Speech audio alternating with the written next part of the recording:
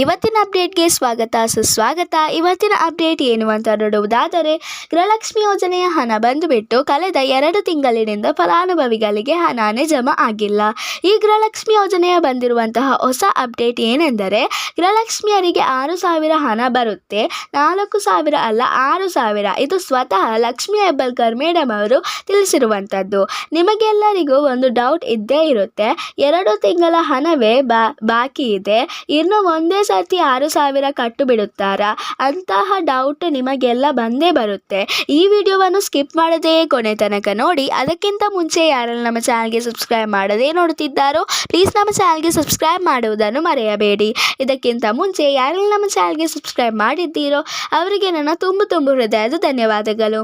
ಮೊದಲನೆಯದಾಗಿ ಗೃಹಲಕ್ಷ್ಮಿಯವರಿಗೆ ಹೊಸ ಅಪ್ಡೇಟ್ ಏನು ಅಂತ ತಿಳಿಸಿಕೊಡುತ್ತೇನೆ. ಈಗ ಗೃಹಲಕ್ಷ್ಮಿ ಫಲಾನುಭವಿಗಳಿಗೆ 2 ತಿಂಗಳ ಹಣ 4,000ವಾದರೂ ಬರಬೇಕಿತ್ತು. ಇದು ಹಣ ಜಮಾ ಆಗಿಲ್ಲ. ಆದರೆ ಈ ತಿಂಗಳ ಸೇರಿಬಿಟ್ಟು 3 ತಿಂಗಳ ಹಣವಾಯಿತು. ಆಗ ಟೋಟಲ್ ಆಗಿ 6,000 ಹಣ ಬರಬೇಕು. ಈಗ ಸ್ವತಃ ನಮ್ಮ ಮಹಿಳಾ ಮತ್ತು ಮಕ್ಕಳ ಕಲ್ಯಾಣ ಇಲಾಖೆಯ ಸಚಿವರಾಗಿರುವಂತಹ ಲಕ್ಷ್ಮಿ ಹೆಬ್ಬಾಳ್ಕರ್ ಮೇಡಮ್ ಅವರು ಮಹಿಳೆಯರಿಗೆ ಒಂದು ಗುಡ್ ನ್ಯೂಸ್ ಅನ್ನು ಕೊಟ್ಟಿದ್ದಾರೆ. 4,000 ಅಲ್ಲ, 6,000 ಹಣ ಕೊಡುತ್ತೇವೆ, ಈ ತಿಂಗಳದು ಸೇರಿ ಹಣ ಕೊಡುತ್ತೇವೆ ಅಂತ ಹೇಳುತ್ತಿದ್ದಾರೆ. 12ನೇ ಕಂತು 13ನೇ ಕಂತು ಬಂದಿಲ್ಲ ನಿಮಗೆ. ಈಗ 12ನೇ 13ನೇ 14ನೇ ಈ 3 ಕಂತಿನ ಹಣವನ್ನು ಒಟ್ಟಿಗೆ ಕೊಡುವುದು ಎಂದು ಸರ್ಕಾರ ತೀರ್ಮಾನಿಸಿದೆ. ಈ ಯೋಜನೆಯು ಸ್ಟಾಪ್ ಆಗುವುದಿಲ್ಲ. ಇದು ಯಾವತ್ತೂ ಈ ಯೋಜನೆಯನ್ನು ನಾವು ಮುಂದುವರಿಸಿಕೊಂಡು ಹೋಗುತ್ತೇವೆ. ಇದು ಸತ್ಯವೂ ನಿತ್ಯವೂ ಎಂದು ಲಕ್ಷ್ಮಿ ಹೆಬ್ಬಾಳ್ಕರ್ ಮೇಡಮ್ ಅವರು ಹೇಳಿದ್ದಾರೆ.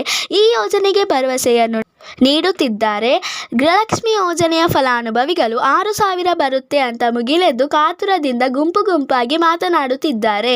ಯಾವಾಗ ಹಣ ಜಮಾ ಆಗುತ್ತೆ ಅಂತ ಡೇಟ್ ಫಿಕ್ಸ್ ಆಗಿಲ್ಲ. ಮಹಿಳೆಯರೇ, ನಿಮಗೆ 12ನೇ ಕಂತು ಬಂದಿದೆಯೇ ಎಂದು ಕಮೆಂಟ್ ಮಾಡಿ ತಿಳಿಸಿ. ಹಣ ಬಂದಿಲ್ಲವೇ ಎಂದು ಕಮೆಂಟ್ ಮಾಡಿ ಕೂಡ ತಿಳಿಸಿ.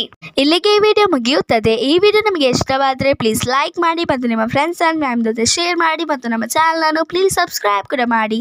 See you with the new video.